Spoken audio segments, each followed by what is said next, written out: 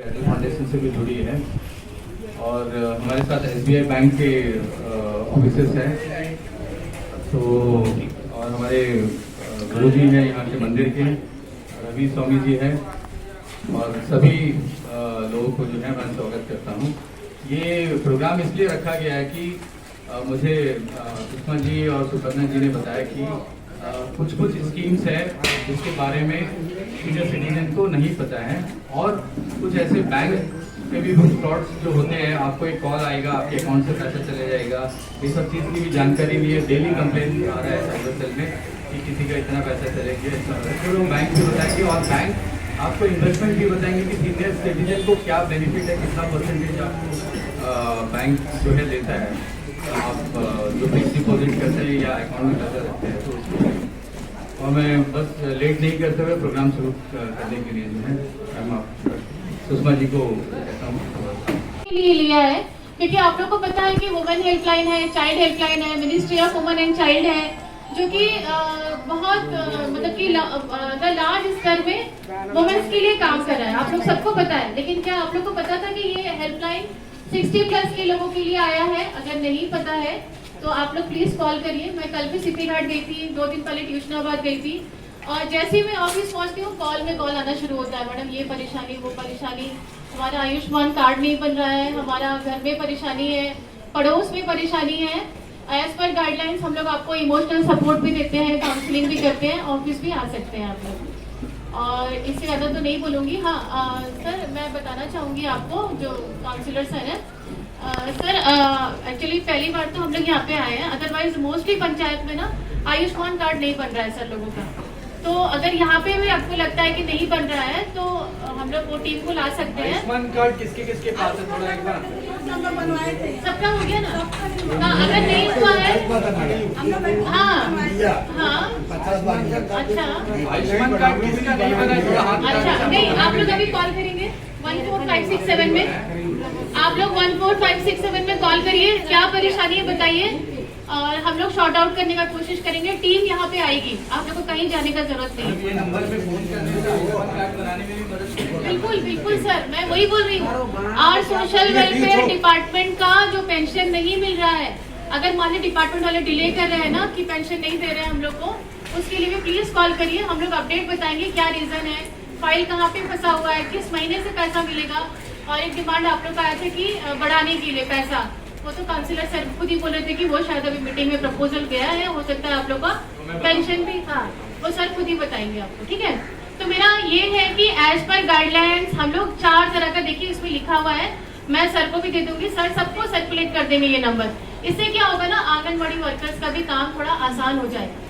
पहले क्या था, आप लोग इन्हीं को हमेशा तंग करते थे, सॉरी तंग नहीं बोलना चाहिए, मतलब आप लोग हमेशा इनको बोलते थे ना कि आप ये फॉर्म भरिए, वो फॉर्म भरिए। वो लोग चाइल्ड को भी देखते हैं, वो लोग वुमेन्स को भी देखते हैं, फिर आप लोग भी उनके ऊपर काफी बर्डन रहता है। इसलिए गवर्नमेंट ऑफ इंडिया ने उनका काम भी हल्का करने के लिए हम लोग को भेजा है, ठीक है। सुबह 8 से रात 8 बजे तक हमारा ऑफिस खुला रहता है। कोई भी परेशानी है, कई लोग तो यहाँ पे बोल नहीं पाते, लेकिन जैसे ही हम लोग ऑफिस पहुँचते मालूम चलता है मैडम आई थी, मैडम ऐसा बोली, प्लीज मेरा हेल्प करिए। तो मेरे को लगता है कि हाँ, मैं आके मेरा एक फुलफिल होता है बोलना भी कि हाँ, स्कीम सही लोगों तक सही समय में पहुंचाना भी मेरा काम है। इसलिए मैं 2-3 महीना हुआ, आप लोग विश्वास नहीं करेंगे, I think more than 450 calls आ चुका है हमारे पास, 450 कॉल्स विद इन 3 मंथ्स, और सारे कॉल्स आप लोग से रिलेटेड ही है। मैं मोस्टली क्या था, आयुष्मान कार्ड उनका नहीं बन रहा था, हम लोग बनवा रहे थे। डॉक्टर लाल है, काफी कोऑपरेट करते हैं जीवी पंत हॉस्पिटल में, इवन फील्ड में लास्ट मतलब मीठा खाड़ी तक भी स्टाफ जाके करवाता है। बेड रिडन कोई है, उनका भी हम लोग काफी मतलब जो हमारे साथ एनएचएससी टीम, मेरा लीडर है ये शमीम, मोहम्मद शमीम, ये लड़का मतलब फील्ड तक जा के काम करता है, सबके घर तक। आप ये नंबर में सिर्फ कॉल करिए, हमको कोई अगर हैंडीकैप है, कोई डिसेबल है ना, प्लीज आप सिर्फ हम लोग को कॉल करिए, हम लोग बताएंगे आप लोग कैसे आगे बढ़ना है, कैसे आपका जो भी डिमांड है उसको कैसे फुलफिल करना है। बस एक ही रिक्वेस्ट है कि 14567 में डायल करें। Thank you so much. Suparna ma'am आके जो है कि सीनियर सिटीजन एक्ट के बारे में 2 शब्द कहें। सबसे पहले सॉरी सबको, हम लोग सबकी तरफ से, आप लोग काफ़ी देर से बैठे हुए हैं जैसे कि सुषमा मैडम ने भी कहा। सबसे पहले respected ward councillor mister Azizur Rahman, thanks a lot to him उनका कॉपरेशन के बगैर सिर्फ डिपार्टमेंट की तरफ से आज ये प्रोग्राम नहीं हो पाता था। डिपार्टमेंट और उनका दोनों का कोलैबोरेशन की वजह से आज हम लोग सब यहाँ बैठे हैं। अभी सुषमा मैडम ने जितना भी बात कहा मुझे मालूम है आप लोगों को बहुत अच्छा लगा होगा, रिलीफ फील हुआ होगा। एंड वेलकम सर आप लोग दोनों को, ऑफिशियल्स फ्रॉम SBI सर आपको भी, सुषमा मैडम, पंडित जी सबको नमस्ते। मैडम ने आप लोगों को अभी कहा एक स्कीम के बारे में, Elder citizenship scheme, Elder helpline. Helpline का मतलब ही है आप घर बैठ के कॉल कर सकते हैं, जो 24/7 फंक्शनल रहता है। बच्चों के लिए होता है child helpline, women helpline, then ये एल्डर हेल्पलाइन है बुजुर्गों के लिए।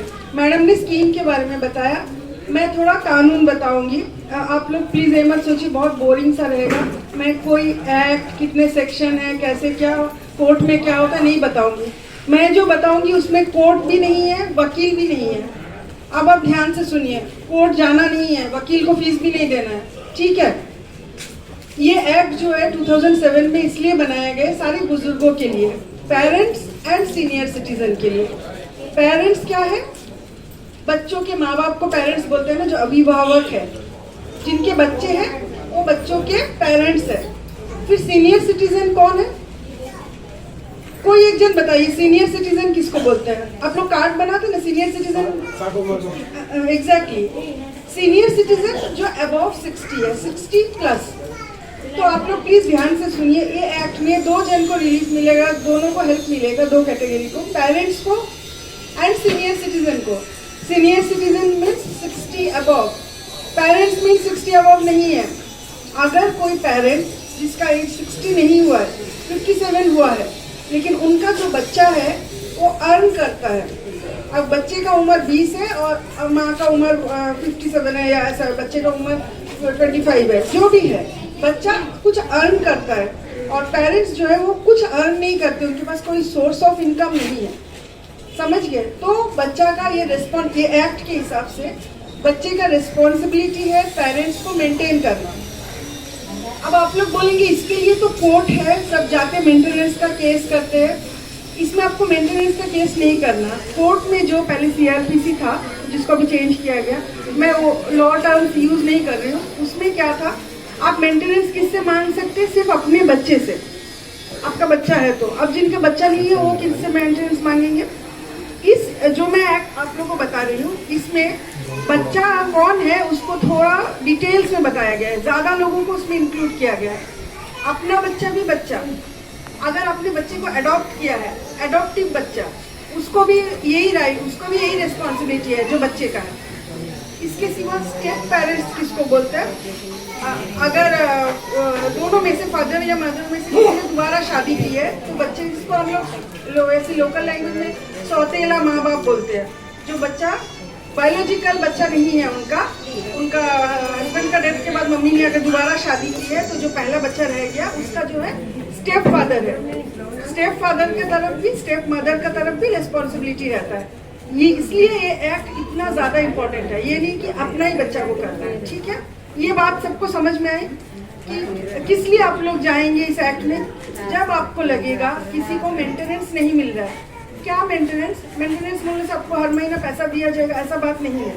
समझिए आपके बच्चे हैं लेकिन आप उसी घर में रहते हैं, आपको मेंटेन नहीं किया जाता, आपको घर में रहने का अधिकार नहीं दिया गया, आपका मेडिकल ट्रीटमेंट नहीं करवाते हैं, आपको इवन इज्जत से बात तक नहीं करते घर के अंदर में, आपको कोई रिक्रिएशन का कोई फैसिलिटी नहीं है, आपको कहीं आने जाने की सुविधा नहीं है। सबसे ज़्यादा ये एज में ज़रूरत पड़ता है हेल्थ चेकअप का, हॉस्पिटल, ये फैसिलिटी का। ये फैसिलिटी भी नहीं, आपको घर से निकाल दिया गया, कोई मेंटेनेंस नहीं देते। और आप लोग कोई गवर्नमेंट सर्वेंट नहीं थे या ऐसा कुछ नहीं है आप लोगों के पास सोर्स ऑफ इनकम, देन ये जो है बच्चों का रिस्पॉन्सिबिलिटी हो जाता है उनको मेंटेन करना, उनको शेल्टर देना, मतलब घर देना, खाने पीने की सुविधा, उसके बाद में हॉस्पिटल का फैसिलिटी, ये सब अगर किसी को नहीं मिलता है तब वो जाएंगे इस एक्ट के अंदर फायदा लेने के लिए, लेकिन कोर्ट नहीं जाएंगे। कहाँ जाएंगे मैं बताऊंगी आप लोगों को। ऐसा सिचुएशन होने से आप लोग जाके इस एक्ट का फायदा ले सकते हैं। तो इसमें एडॉप्टिव पेरेंट्स, जिसने किसी बच्चे को अडॉप्ट किया, उसका अपना बच्चा नहीं है, वो बच्चे को भी देखना होगा, ठीक है? अभी एक डाउट आता, अगर किसी इंसान का कोई बच्चा ही नहीं है या बच्चा था, डेथ हो गया किसी वजह से, और वो अभी सीनियर सिटीजन है, मोर देन 60 है, या पेरेंट्स है, तो वो किससे मेंटेनेंस मांगेंगे? अभी तो उनका अपना बच्चा नहीं है। तो अगर उनका नाती या पोता कुछ भी है, मतलब बेटी का साइड से या बेटा का साइड से, तो वो उनसे मेंटेनेंस मांग सकते हैं। एब्सेंस ऑफ चिल्ड्रन, अगर उनके अपने बच्चे अभी नहीं है इस दुनिया में या किसी वजह से नहीं है, तो अपना नाती या पोता से भी मेंटेनेंस मांग सकते हैं। ये उनका रिस्पॉन्सिबिलिटी उनको देना ही पड़ेगा। स्कीम है, इन्वेस्टमेंट स्कीम, जिसमें आप पैसा रखने से आपको कुछ ज़्यादा इंटरेस्ट मिलता है, जो 60 साल के ऊपर है। फिक्स डिपॉजिट करके रख सकते हैं, ठीक है। नहीं तो आपको अगर सब लोगों को महीना महीना पेंशन आता है, ओल्ड एज पेंशन या विडो पेंशन, तो उसमें महीने महीने आप लोग कुछ बांध सकते हैं, 500 रुपये अगर। रिकरिंग डिपॉजिट मंथली स्कीम जो होता है, उसमें भी आपको 7%, 7.5% का इंटरेस्ट मिलता है। जरूरत पड़ने से आप कभी भी उसको तोड़ सकते हैं। ऐसा स्कीम चल रहा है, तो आप बैंक में आइएगा, डिटेल हम लोग आपको वो सब, अगर आप इंटरेस्टेड होंगे तो हम लोग करवा देंगे। उसके साथ बैंक में गवर्नमेंट का एक इंश्योरेंस स्कीम है, प्रधानमंत्री सुरक्षा बीमा योजना, जो 70 ईयर्स तक, 70 साल तक होता है। उसमें साल में 20 रुपया देके एक्सीडेंटल इंश्योरेंस 2 लाख का कवरेज मिलता है। मगर मतलब अगर कुछ होता है तो नॉमिनी को 2 लाख का कवरेज मिलेगा। साल में खाली 20 रुपया जमा करना पड़ता है। इसके अलावा जिसका नॉर्मल पेंशन है, उनको पेंशन लोन भी मिलता है। 74 ईयर्स तक पेंशन लोन का सुविधा है, ठीक है। और इसके साथ हम लोग जो सुनते हैं, ये साइबर फ्रॉड, साइबर सिक्योरिटी, ये एक्चुअली है क्या? आप लोग देखेंगे, आप लोगों को कभी ना कभी कुछ कॉल आया होगा कि आपका ATM कार्ड नंबर या पिन नंबर कुछ बताइए, KYC का जरूरत है। तो ऐसे बैंक कभी भी ऐसे KYC जो है फ़ोन में मांगता नहीं है, ठीक है। अगर आपका ऐसा कोई कॉल आता है तो आप लोग बैंक में जाइए, वहाँ जाके अपना आधार कार्ड, पैन कार्ड ये सब जमा कीजिए।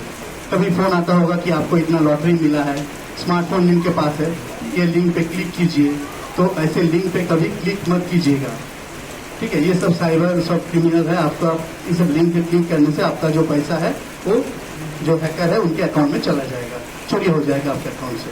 फिर हम अभी सुन रहे हैं कि डिजिटल अरेस्ट, आप लोग को स्मार्टफोन में कभी कभी पुलिस ऑफिसर ऐसा एक फोटो देख के फोन आएगा कि आपका कुछ सामान पकड़ा गया इधर, आप लोग इसी अकाउंट में अभी जमा कीजिए, नहीं तो आपके अगेंस्ट हम लोग ये करेंगे, केस करेंगे। इसमें आप लोगों को डरना नहीं है, कुछ भी डेटा नहीं है, देना नहीं है। और कुछ भी डाउट लगता है तो बैंक में आइए, बैंक वालों से पूछिए। और हम लोग अभी सुन रहे थे, मैडम बोल रही थी कि सीनियर सिटीजन के लिए स्पेशल लाइन, तो फूड ब्लेड शाखा में 6 नंबर काउंटर है, काउंटर नंबर 6, आप लोग थोड़ा याद रखिएगा, ऊपर लिखा भी है फॉर सीनियर सिटीजन, ठीक है। वहाँ पे आके आप लोग अपना पैसा जमा कर सकते हैं या उठा सकते हैं, आपको नॉर्मल लाइन में खड़ा नहीं होना पड़ेगा। और एक national cyber crime portal number है 1930। कभी भी आपको कोई कॉल आता है, किसी भी मतलब फ्रॉडस्टर का या कुछ पूछता है, आपको डाउट होता है, तो 1930 ये नंबर पे आप लोग कॉल करके अपना कंप्लेन लॉन्च कीजिए, ठीक है। बैंक हमेशा आप लोग के साथ है, कुछ भी प्रॉब्लम होगा आप लोग ब्रांच में आइए, हम लोग है आपको हेल्प कर देंगे, ठीक है। आप सभी तो जानते हैं अच्छे से, आप ही लोगों ने बनाया मुझे काउंसलर यहाँ का, वार्ड नंबर 6 का। और साथ ही साथ मैं आपको बता रहा हूँ कि मैं एक नेशनल NGO से जुड़ा हूँ, जिसका नाम जो है भारत रत्न अटल बिहारी वाजपेयी जी के नाम से रखा गया है, अटल फाउंडेशन। तो इसमें लिखा हुआ देखिए, ये पूरे 23 स्टेट में जो है काम कर रहा है पूरे देश में, और अंडमान का जिम्मेदारी जो है मुझे दिया गया है। तो इसमें बहुत सारा काम हम लोग करते हैं। बट अभी ये आप लोगों को इतने सीनियर सिटीजन को देखकर एक साथ, तो मेरे भी दिल में है कुछ ना कुछ फाउंडेशन की तरफ से जो है आप सीनियर सिटीजन के लिए करेंगे हम लोग। और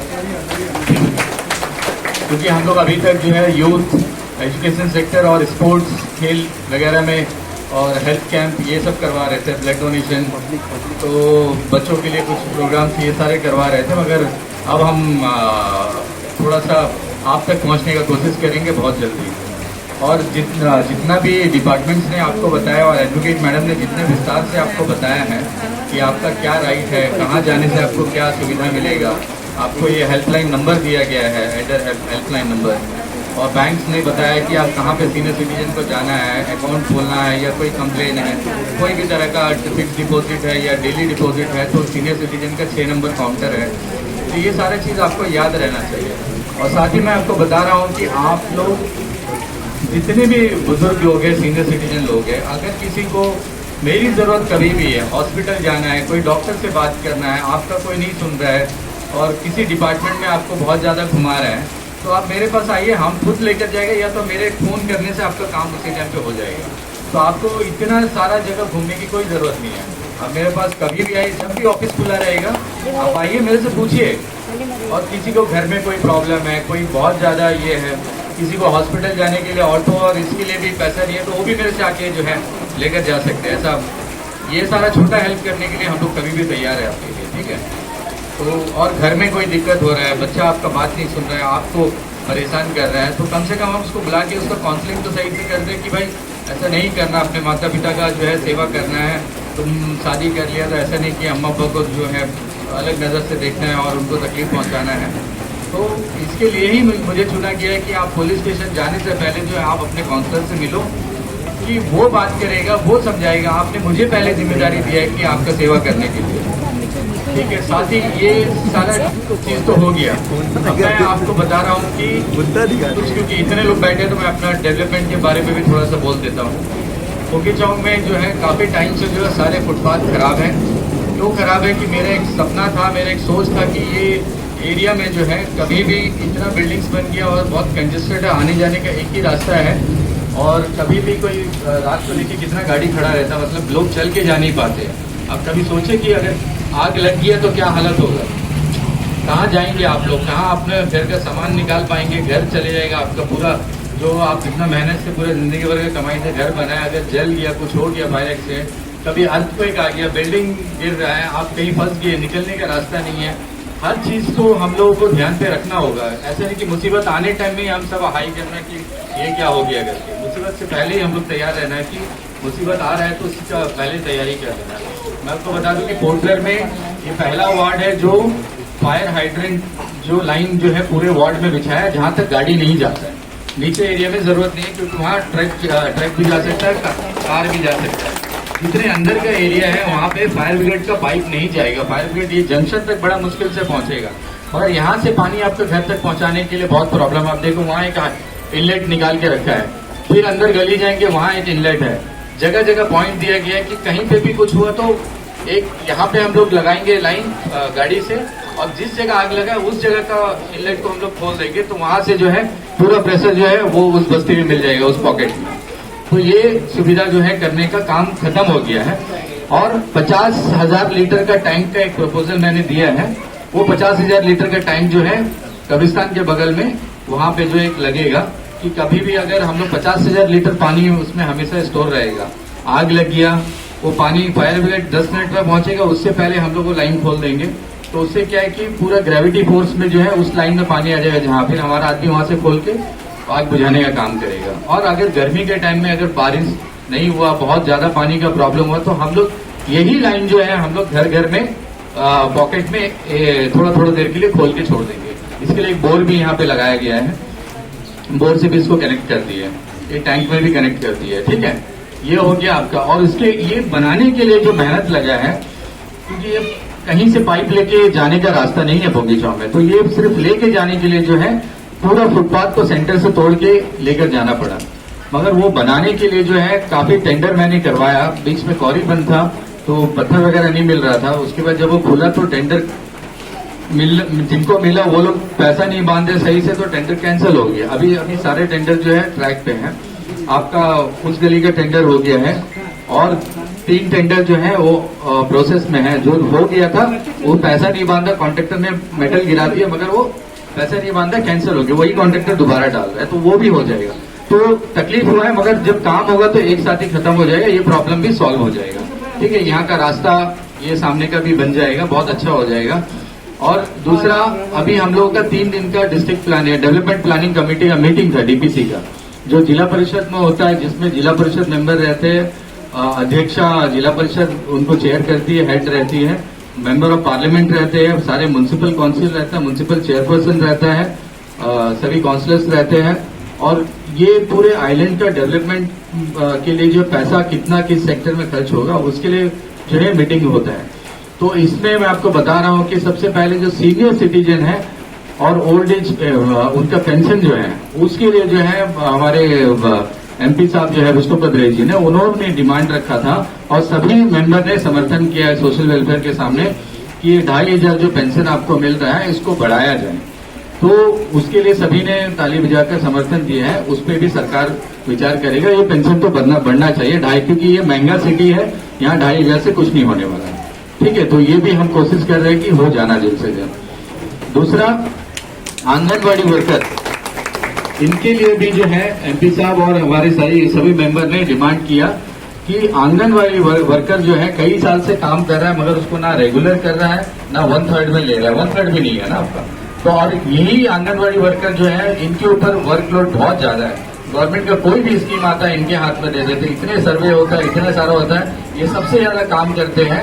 तो इनका अभी जो है एटलीस्ट रेगुलर ना भी हो तो 1/3 जो है पहले करने के लिए जो डिमांड रखा गया है। ठीक है, और अंडमान एडमिनिस्ट्रेशन के लिए बहुत सारा बात हुआ। अंडमान में क्या होना, मैंने खासकर जो है काफी हेल्थ सेक्रेटरी और हेल्थ के डायरेक्टर मैडम को जो है जीवन का क्या क्या बुरा हाल है उसके बारे में बताया और उन्होंने आश्वासन दिया जो सिटी स्कैन बंद था, सिटी स्कैन अभी नया लगवा दिए है और जो और एक सिटी स्कैन जो वो लोग गिरियारा शर्मा में भी लगाएंगे जब 1 अगस्त को ओपन होगा नया हॉस्पिटल। तो और MRI खराब है वो भी जल्द ठीक करवाने का आश्वासन दिए है। और जितने भी सामान आपको बाहर से मेडिसिन लेना पड़ता है एडमिट पेशेंट को कि ये दवाई नहीं आप बाहर से लेकर आओ, स्टिच करना है तो सारा इक्विपमेंट आप लेकर आना है। आपके पास पैर हाथ टूट गया तो उसके लिए प्लेट जो है डॉक्टर लिख कर देता है, आपको बाहर से लाना है खरीद के। तो ये सारे कंप्लेंट भी मैंने दिए हैं, तो उसके ऊपर भी वो गौर कर रहे हैं। वो बोल रहे हैं कि अभी हमारे पास काफी चीज आ गया है, अब ये सारा जो है आगे से नहीं होगा। हमने उनको बताया कि इस पे आप ध्यान रखिए, ये कोई तरह का बिजनेस ना हो कि कोई डॉक्टर एडवाइस करे यहाँ से ले लो वहां से ले लो। और बहुत सारा हुआ, मैं एक अपने इंटरव्यू में इसको बहुत अच्छे से बताऊंगा कि मैंने क्या क्या डिमांड किया है।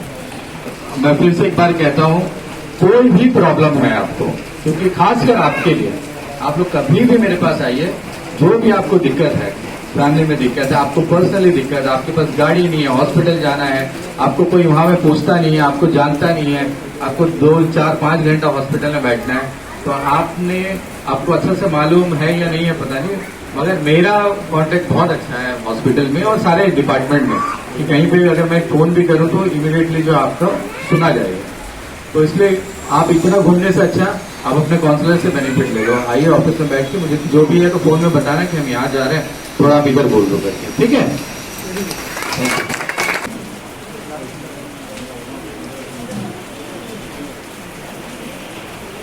यहाँ पे जो हमको आमंत्रित किया गया था अटल फाउंडेशन और सोशल वेलफेयर की मैम, वहाँ से चिट्ठी आया हुआ था जिसके मुताबिक हम यहाँ पे आए हुए हैं। यहाँ पे हम देखें कि जो सीनियर सिटीजन्स के लिए सबसे ज़रूरी इन्फॉर्मेशन है उसके लिए एक टोल फ्री नंबर जनरेट किया गया है। उस नंबर में कॉल करने से सीनियर सिटीज़न को हर तरह का बेनिफिट मिलेगा। उनको मतलब किस डिपार्टमेंट में किस जगह पे किस ऑफिसर से मिलना है।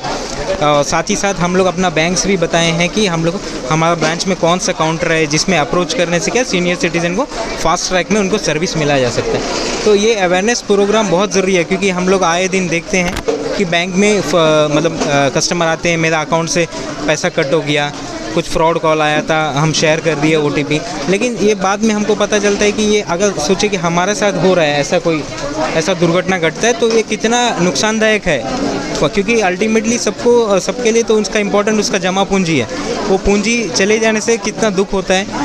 तो इसको ख्याल रखते हुए इस तरह का एक अवेयरनेस प्रोग्राम ये पोंगी चौम में जो कंडक्ट किया गया, इसके लिए मैं थैंक यू बोलना चाहूँगा काउंसलर सर का। और हम लोग एज अ बैंकर भी हम लोग ऑलवेज रेडी हैं सबका सपोर्ट के लिए। नमस्कार सभी मीडिया बंधु को, और आप इतने शॉर्ट नोटिस में आए और हमारे पोंगी चौक में खासकर जो हमारे सीनियर सिटीजन जितने भी बुज़ुर्ग लोग यहाँ पर आए थे उनको कवरेज की आप लोगों ने। हम चाहते भी थे कि जितने भी लोग आए, और हमारे सुपर्णा जी एडवोकेट और अटल फाउंडेशन की प्रेसिडेंट भी है एजुकेशन सेक्टर की, और हमारे समीर इकबाल जी जो स्पोर्ट्स सेक्टर के प्रेसिडेंट हैं, तो और सुषमा जी और SBI बैंक के ऑफिसर्स जिन्होंने यहाँ पे अपना विचार रखा, और जो भी आपने कवरेज किया, मैं उतना ज़्यादा बताऊँगा तो रिपीट हो जाएगा वो सारी चीज़। बस यही है कि बुज़ुर्ग लोगों को ये पता चलना चाहिए किस नंबर पे कॉल करने से आपका क्या राइट है आपको पता चलेगा और क्या सुविधा आपको मिल जाएगा।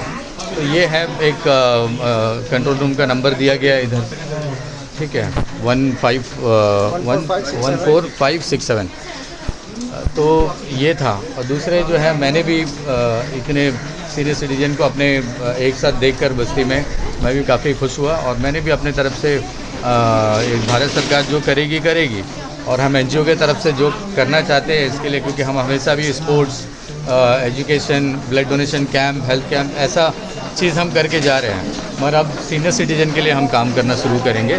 और जो भी इनको डिपार्टमेंट के साथ जो सुविधा इन तक पहुंचाने के लिए मैं सोशल वेलफेयर से भी बात करूंगा। और सीनियर सिटीजन, विडो, इन सब के लिए जो है डिसेबल पर्सन के लिए हम क्या मदद कर सकते हैं और इस पर हम काम करना शुरू करेंगे। ये बस मैं आपको कहना चाहता हूँ। और मैं आपको और एक चीज़ बता देना चाहता हूँ कि कल 10:30 बजे जो है 10:30 केंद्र विद्यालय नंबर 1 में आप सभी मीडिया जो है प्लीज़ आइए। आपको जान के बहुत खुशी होगा कि हमारे साई योगा ट्रस्ट और हमारे स्केटिंग जो बच्चों का जो चलता है यहाँ पे मरीना पार्क में, अब हाँ रमेश जी, इन्होंने एक बहुत बड़ा काम कर दिया है। एक स्केटिंग ट्रैक जो है डेवलप कर दिया गया है KV1 ग्राउंड पे, और बहुत अच्छा नेशनल लेवल का फिनिशिंग दिया है उसको। और बच्चों को जो है इस वेकेशन में और आने वाले टाइम पे भी जो है सड़क पे जो है करने की कभी ज़रूरत पड़ेगी, लंबा ट्रैक में करना है, मगर परमानेंट ट्रैक इधर बन गया है। इसमें केंद्र विद्यालय नंबर 1 स्कूल के प्रिंसिपल सुखविंदर जी को भी मैं बहुत बहुत धन्यवाद करता हूँ कि उन्होंने खुद देखा कि बच्चे सड़क पे ये कर रहे हैं तो उन्होंने भी परमिशन दिया।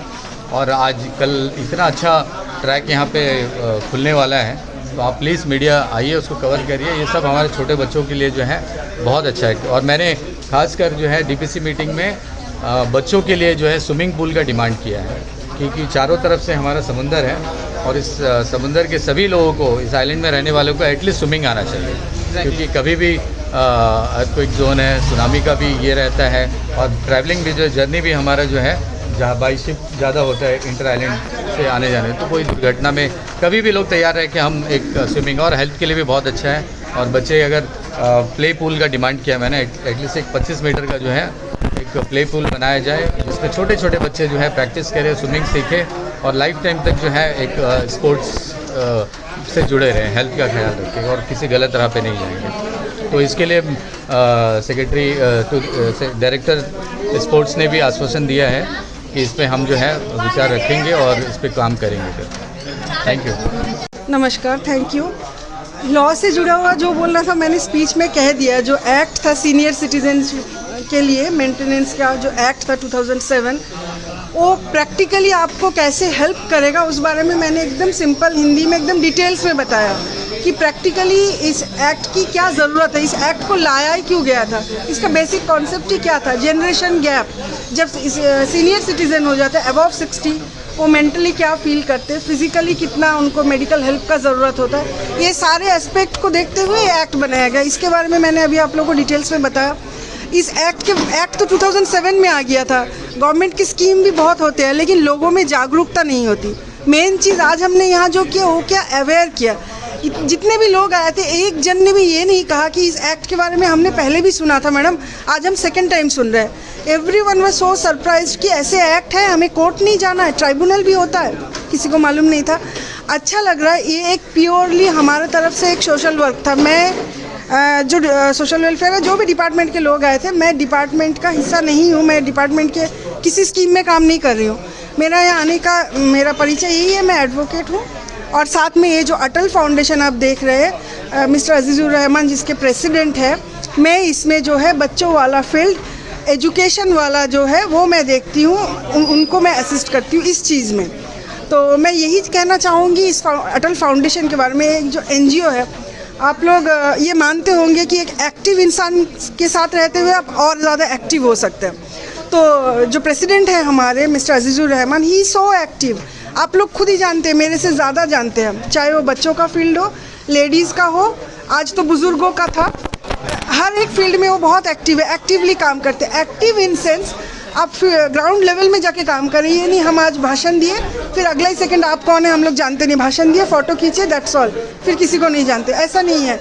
इनका हर एक स्पीच में एंड प्रैक्टिकली भी आप देखेंगे, आप रात का 12 बजे भी उन्हें पाएंगे, रात का 2 बजे भी पाएंगे, सुबह भी पाएंगे। कोई भी चीज़ का ज़रूरत हो आप उनके पास आ सकते हैं। तो हम भी उनके साथ में, इसीलिए मैं ये NGO ज्वाइन करने का रीज़न भी है, मैं भी एक्टिवली कुछ करना चाहती हूँ। मैं नहीं जानती मैं कितना कर पाऊँगी, आप लोग सबका सहयोग है, आशीर्वाद रहा तो मेरा मेन डोमेन है बच्चों वाला, वुमेन एंड चाइल्ड से रिलेटेड काम मैं ज़्यादा करना चाहूँगी। बाकी सब में तो मैं उनके साथ हूँ। आगे जैसे जैसे काम होगा तो आप लोगों को पता चलेगा मैं ठीक से कर रही हूँ कि नहीं। Thank you so much. नमस्कार। Ministry of social justice and empowerment के अंतर्गत national institute of social defence, directorate social welfare and Alankit assignment limited के बीच में जो MOU साइन हुआ है, उसके तहत आज एल्डर हेल्पलाइन 14567 जो अंडमान निकोबार द्वीप समूह में 24 दिसंबर से अपनी सेवाएं देना शुरू कर चुका है। और इसी बीच हमें बहुत सारे कॉल्स आ रहे हैं, बहुत सारे केसेस रजिस्टर्ड हो रहे हैं। एज़ पर गाइडलाइंस हम लोग आप लोग के लिए सुबह 8 से रात 8 बजे तक VIP रोड में बैठते हैं। हमारा ये टोल फ्री नंबर है 14567, जिसके तहत आपको इमोशनल सपोर्ट दिया जाएगा, आपको इन्फॉर्मेशन दिया जाएगा, फिर इंटरवेंशन किया जाएगा आपका। और जितने भी लोग मीडिया के माध्यम से मुझे आज सुन रहे हैं, मैं सब लोगों से ये रिक्वेस्ट करती हूँ जितना हो सके लोगों तक ये बताइए कि 14567 60+ के लोगों के लिए है। अगर किसी भी तरह का कोई मानसिक या शारीरिक कोई भी यातना से गुजर रहा है, उनके लिए भी हम काउंसलिंग प्रोवाइड करते हैं। साथ ही साथ फील्ड में आते हैं, जो रियलिटी है उसको जानते हैं। और आशा करती हूँ कि आप सब लोग ये टोल फ्री नंबर है, this is toll free number. अगर जैसे कोई कॉल करके हमें बोलता है ना कि फ़ला जगह में कोई पड़ा हुआ है या फिर उनका कुछ आप लोग असिस्टेंस कीजिए, तो उसके हिसाब से हम लोग फील्ड इंटरवेंशन करेंगे। क्या रियलिटी है, क्या उसको ओल्ड एज होम में डालना है या उसका कोई रिलेटिव है, उससे हम लोग कॉन्टैक्ट करके उसको इमीडिएट हम लोग कोशिश करेंगे सही जगह तक उसको पहुँचाया जाए। तो यही मैं कह रही हूँ, this is toll free number. आप लोग उसका यूसेज करेंगे तब आपको समझ में आएगा कि हमारे कौन कौन सा हम लोग आपके लिए सुविधा प्रदान कर रहे हैं। Thank you.